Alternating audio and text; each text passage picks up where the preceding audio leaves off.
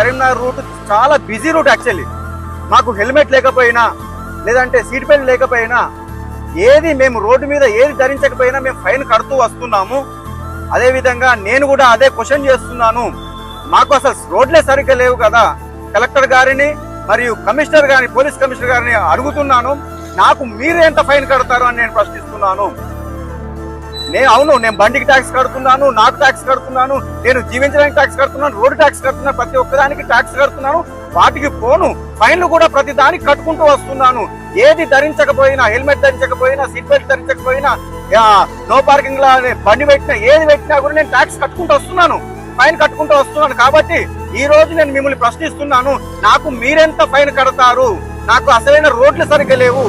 ఈ రోడ్ల మీద నేను పోతుంటే మా గుంతలల్లా బండి పడుతుంటే బండి ఖరాబ్ అవుతుంది. ఎవరు చేపిస్తారు బండి? ఈ రోడ్డు సమస్యలు మీరు పరిష్కరించకపోతే ఈ ఫైన్లు అనేది మొత్తం ఎత్తేసేయండి.